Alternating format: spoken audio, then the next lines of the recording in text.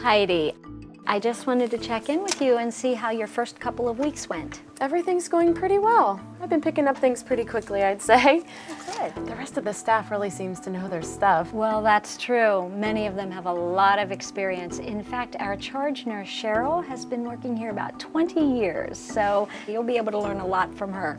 I'm sure I will. I especially liked our staff refresher training last week on quality improvement. It was a great review of what I learned in school. Yeah, you were very helpful during the discussion portion. I wish some of the other nurses would have chimed in more, but a few of the tools like SBAR are relatively new to this unit. Change doesn't happen overnight. Yeah, I guess not. Don't get me wrong, they're all excellent nurses. It just takes everyone some time to adjust to new procedures. Okay, well, I'll check back in with you later this week and let me know if something else comes up in the meantime. Okay, thanks. Hey, Cheryl. Hey, Julie. Hi, Cheryl. Hi. Sorry, what's your name again? Oh, that's okay. It's Heidi. Heidi, that's right. So, how are things going for you? Oh, they're good. You know, I really liked our training last week. Training? Yeah, you know, on quality improvement. Ugh, that stuff. You know, all these new tools they're bringing in are just a waste of time, really. I mean, they just make things more complicated. Oh, really? Well, in school they talked about how quality improvement programs really improve patient care. Oh, yeah? Well, this isn't nursing school, honey. That's all I can tell you. Cheryl, just want to give you an update on Mr. Willis. What time does your shift end? Oh, in about 5 minutes. Okay, well, please let the charge nurse on the next shift know that Mr. Willis's bleeding times are abnormal. He has a history of 2 MIs and now has AFib.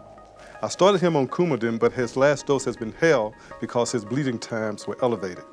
I want to repeat his INR and make sure they remain between 2 and 3 before we start him back on 2 milligrams of Coumadin tonight, okay? Okay, sounds good. I'll let him know. Okay, great, thanks. Thank you. How old are you, anyway? Excuse me? Never mind. You'll learn soon enough. Ugh, I gotta go get my stuff. I can't wait to get out of here.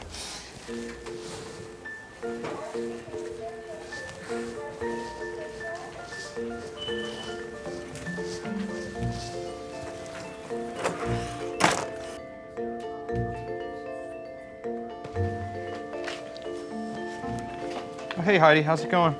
Oh, things are going all right. You're just starting your shift? Yep, got to sleep in a little day, take the kids to the park. Beats the overnight shift anytime. Well, that's good. Hey, Mark, how was Chloe's recital? Oh, it was good. She'll be a professional by the age of 7, I'm sure. Oh, that's nice. Well, the report is taped. Enjoy. Gee, thanks. Oh, yeah, Dr. Swigert just checked in with me about Mr. Willis. He ordered 2 milligrams of Coumadin for him for tonight. Okay, great, thanks. I'll make sure he gets it. Enjoy your evening. Yeah, you too. Thanks.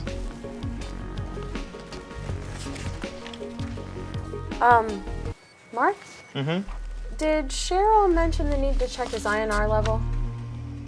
INR level? Yeah, the recheck on his INR. Who's INR? Mr. Willis? No, I don't think so. Why? Oh, well, I was just there when Dr. Swigert gave the update on him. The doctor wanted to make sure his INR was between 2 and 3 before he received his immuning Coumadin. Oh, really? Yeah, well, that does make quite a difference, doesn't it? Yeah, I'd say so. I'll make sure to write it down. Thanks for letting me know. No problem. Mark, I was just thinking about what Julie taught on communicating last week. Okay.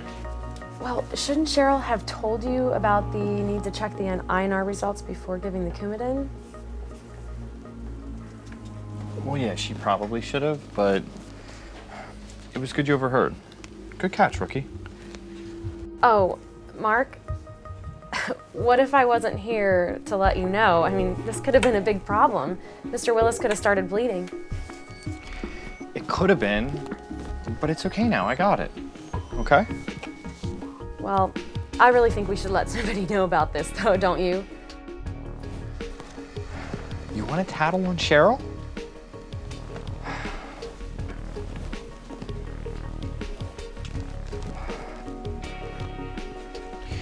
Do you realize Cheryl's been here almost as long as you've been alive? Look, she made a mistake, no big deal, okay? Well, if we don't use this as an opportunity for improvement, we could miss the correction on the next patient.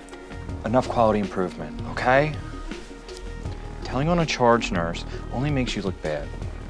Believe me, Cheryl's tight with the supervisors. No harm, no foul, okay?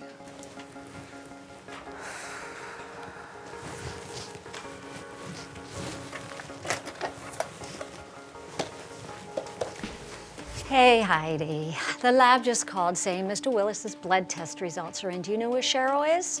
She left. Her shift was over. Mark's here, though. Do you know where Mark went? He went that way. Thank you, great.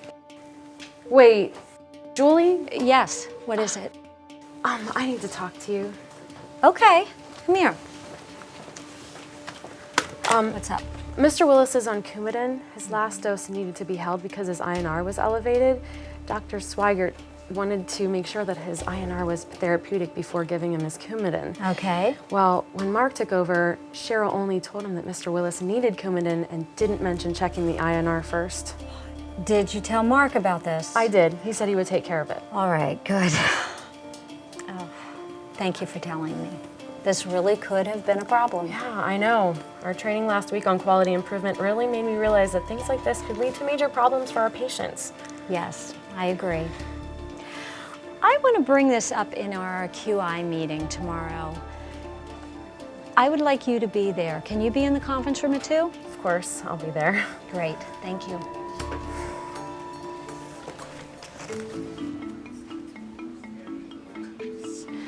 Luckily, Heidi, who some of you know already, was able to catch a near miss and prevent a mishap. Heidi, would you mind sharing what happened with the group? Yeah, sure.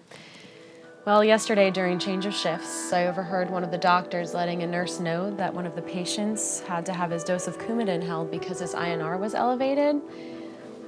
But when the nurse handed over the patient files to the next shift nurse, the first shift nurse didn't mention checking his INR first, but only mentioned that he needed a dose of Coumadin. I feel we all can take this near miss as an opportunity to realize how important proper communication is. In situations like these, ASPAR will be very helpful. Now, Joyce, I know you weren't here for training last week. Does anyone want to give Joyce an overview of how ASPAR works? Sure, I will. Thanks, Cheryl. Joyce, SBAR is an acronym that stands for Situation, Background, Assessment, and Recommendation. For instance, yesterday at change of shift, I should have briefly explained the patient's situation to Mark better than I did when he started his shift. I should have given him more background information regarding the patient's Coumadin dosage and remembered to tell him to make sure the patient's levels were okay before giving him his next dose. Unfortunately, I was in a rush, and she let Mark know what I didn't. Thank you, Cheryl. This is a relatively new process that everyone will have to get used to. It's a very helpful tool, though, especially during change of shift. How about we start implementing this tomorrow, and we will discuss the differences at our next meeting? Okay, thank you.